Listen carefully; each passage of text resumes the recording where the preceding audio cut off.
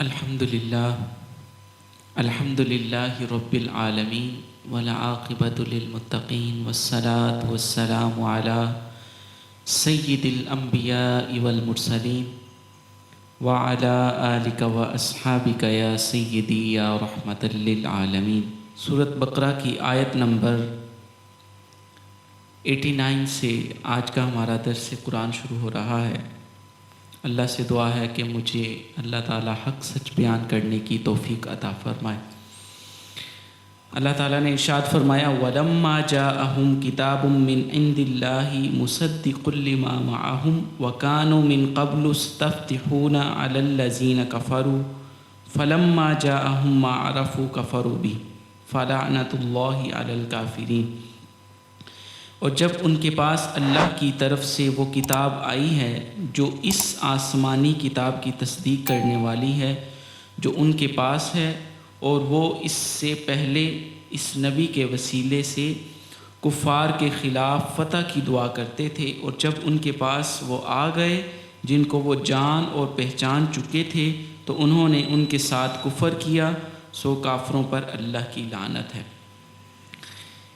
یہ ان بنی اسرائیل کو سمجھایا جا رہا ہے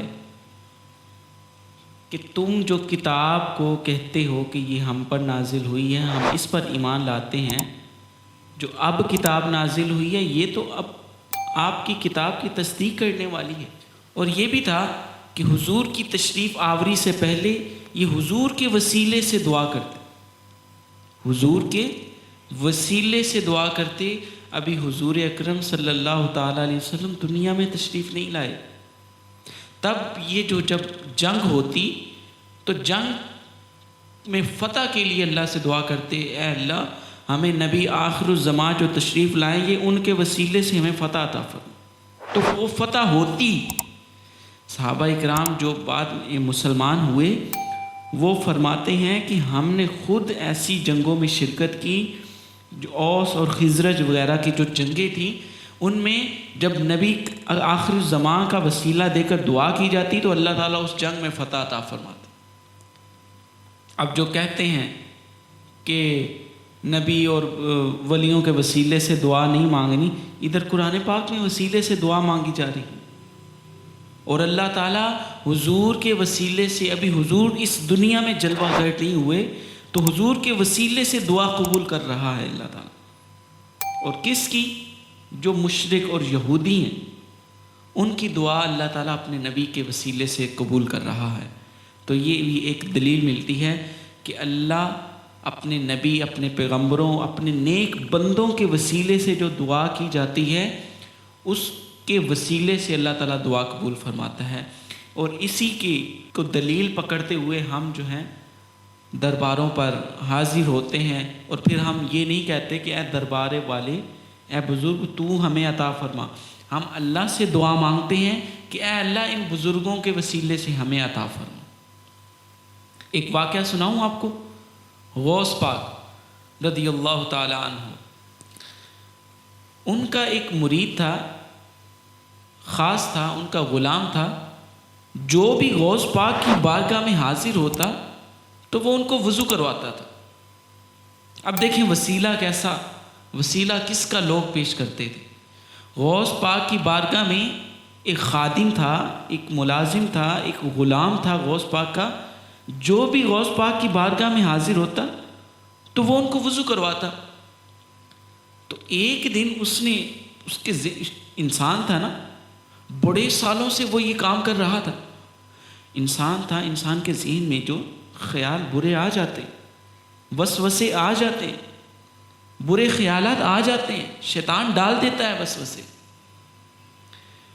اس کے ذہن میں خیال آیا کہ میں اتنے سالوں سے یہاں کام کر رہا ہوں، یہاں تو ایک دن اور ایک رات آ کے لوگ رکتے ہیں، ولی بن کے جاتے ہیں، کوئی کتب بن کے جاتا ہے، کوئی ابدال بن کے جاتا ہے، میں اتنے سالوں سے کام کر رہا ہوں، مجھے کچھ نہیں ملا ادھر سے، میں صرف وضو ہی کرواتا ہوں۔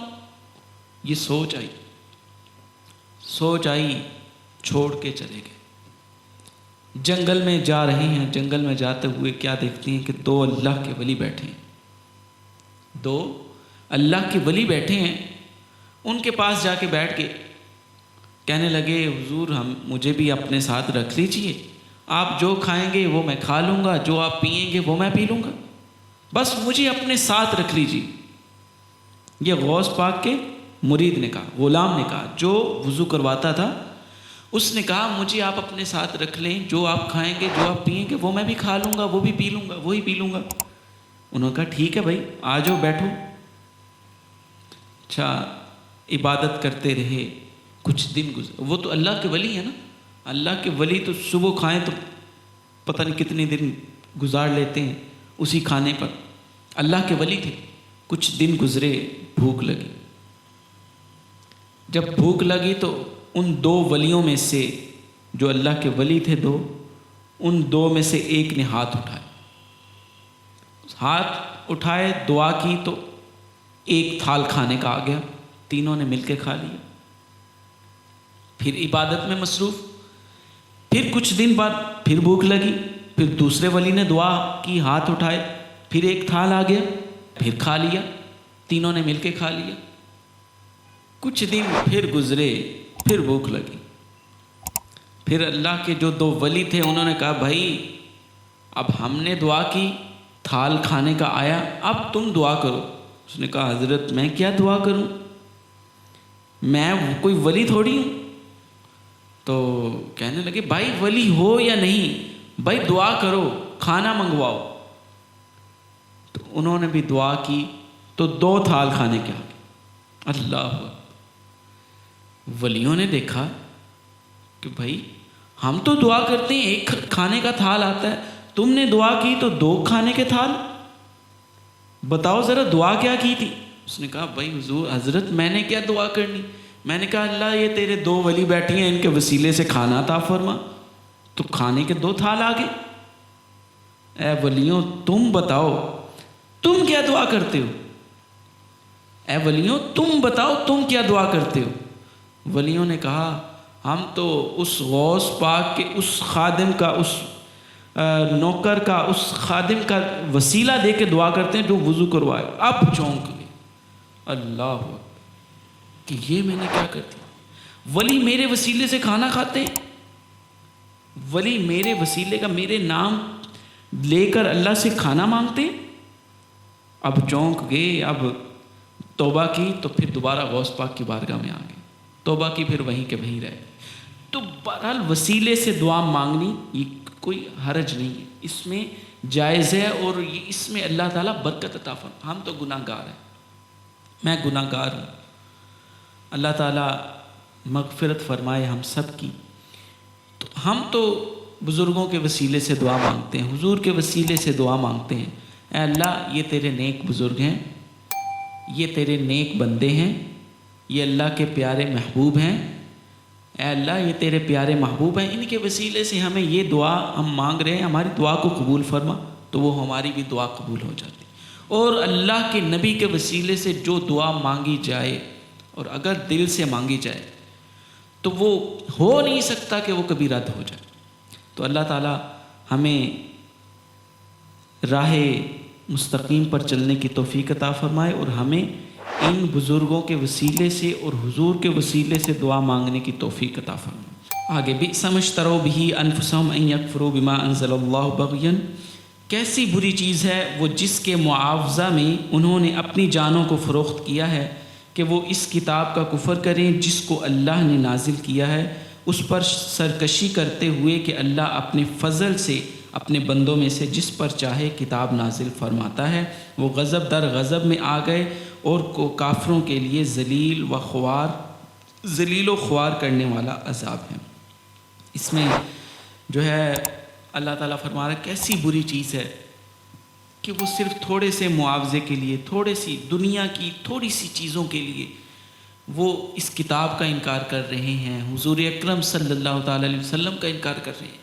کیسی بری چیز ہے وہ اللہ تعالیٰ اس قرآن پاک میں ذکر کر رہا ہے کہ اپنی جانوں کو فروخت کیا ہے انہوں نے، اور اس کتاب کا کفر کر رہے ہیں اور سرکشی کرتے ہیں۔ اور اللہ تعالیٰ جس پر چاہے وہ فضل فرمائے، جس پر چاہے جو کتاب نازل فرمائے۔ تو رات جس پر چاہیے اللہ تعالیٰ نے حضرت موسیٰ علیہ السلام کو عطا فرمائی، انجیل حضرت عیسیٰ علیہ السلام کو عطا فرمائی، زبور حضرت داؤد علیہ السلام کو عطا فرمائی، اور قرآن مجید ہمارے پیارے آقا صلی اللہ تعالیٰ علیہ وآلہ وسلم کو عطا فرمائی۔ آگے وَإِذَا قِيلَ لَهُمْ آمِنُوا بِمَا أَنزَلَ اللَّهُ قَالُوا نُؤْمِنُ بِمَا أُنزِلَ عَلَيْنَا وَيَكْفُرُونَ بِمَا وَرَاءَهُ، اور جب ان سے کہا جاتا ہے کہ ان تمام کتابوں پر ایمان لاؤ جن کو اللہ نے نازل کیا، تو کہتے ہیں ہم اس پر ایمان لائیں گے جو ہم پر نازل کیا، جو ہم پر نازل کیا، یعنی ہمارے قبیلے میں حضرت موسیٰ علیہ السلام پر جو نازل کیا گیا ہم اس پر ایمان لائیں گے، باقی کتابوں کا کفر کریں گے، انکار کرتے ہیں اور اس کے ما سوا کا کفر کرتے ہیں، حالانکہ وہ حق ہے اور جو اصل کتاب ان کے پاس ہے اس کی تصدیق کرنے والا ہے۔ آپ فرما دیجئے اگر تم تورات پر ایمان لانے والے ہو تو اس سے پہلے انبیاء کو کیوں قتل کرتے تھے؟ اب ان سے جب انہوں نے یہ کہا کہ ہم تو اس کتاب پر ایمان رکھتے ہیں، تو اللہ تعالیٰ فرما رہا ہے اس میں تو لکھا ہے کہ انبیاء کو حق نہ قتل کرو، تو تم پچھلے انبیاء کو کیوں قتل کرتے؟ تو یہ اللہ تعالیٰ نے ان کو ارشاد فرمایا پہلے انبیاء کو کیوں قتل کرتے تھے۔ وَلَقَدْ جَاءَكُم مُوسَىٰ، اور بے شک تمہارے پاس موسیٰ واضح دلائل لے کر آئے، پھر تم نے اس کے بعد بچھڑے کو معبود بنا لیا اور تم ظالم تھے۔ یہ حضرت موسیٰ علیہ السلام کا ذکر ہو رہا ہے کہ وہ واضح دلائل لے کر آئے۔ کون سے واضح دلائل؟ ایک عصائے موسیٰ، عصائے کلیم اژدہائے غضب تھا، گروں کا سہارا عصائے محمد۔ اچھا، 9 نشانیاں تھی عصائے موسیٰ، ید بیضا، اور حضرت موسیٰ علیہ السلام زبان کی جو لکنت ہوتی تھی اس کو ٹھیک کرتے تھے۔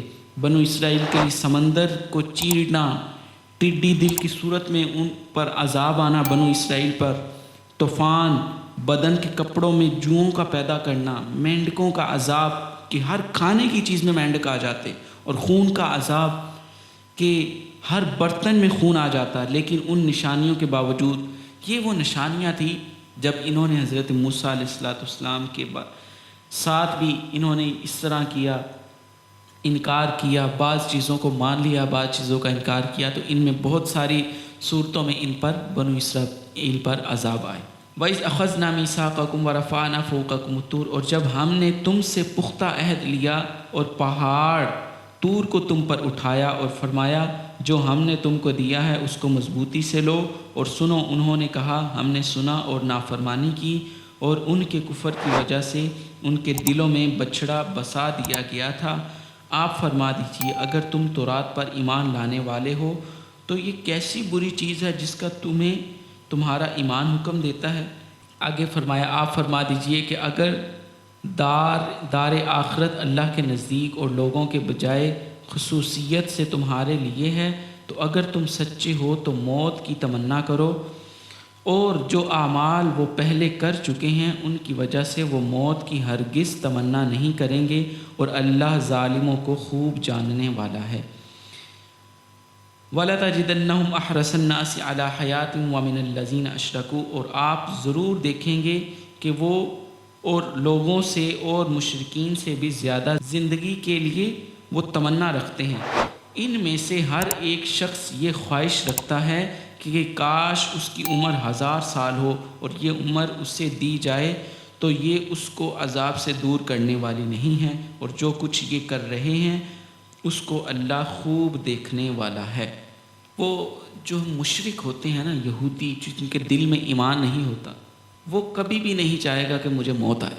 یہ خواہش رکھتے تھے کہ کاش ہماری زندگی 1000 سال کی ہو جائے، ہم زندگی بسر کرتے رہیں، ہماری زندگی ختم نہ ہو، اور ان کا ایمان بھی نہیں تھا کہ ہم اس کے بعد اٹھائے جائیں گے۔ تو اللہ تعالیٰ نے ان کو فرمایا کہ جو کچھ تم کر رہے ہو نا، اللہ تعالیٰ اس سے واقف ہے۔ اللہ تعالیٰ کو معلوم ہے کہ جو تم کر رہے ہو، جو تمہارے دلوں کے اندر ہے، جو تم ظاہر کرتے ہو، جو تم چھپاتے ہو، اللہ تعالیٰ کو ہر چیز کی خبر ہے۔ اللہ تعالیٰ سے دعا ہے کہ اللہ تعالیٰ ہمیں اس پر عمل کرنے کی توفیق عطا فرمائے اور حق سچ بیان کرنے کی توفیق عطا فرمائے، اور قرآن پاک پڑھنے پڑھانے کی توفیق عطا فرمائے۔ وآخر دعوایا ان الحمد للہ رب العالمین۔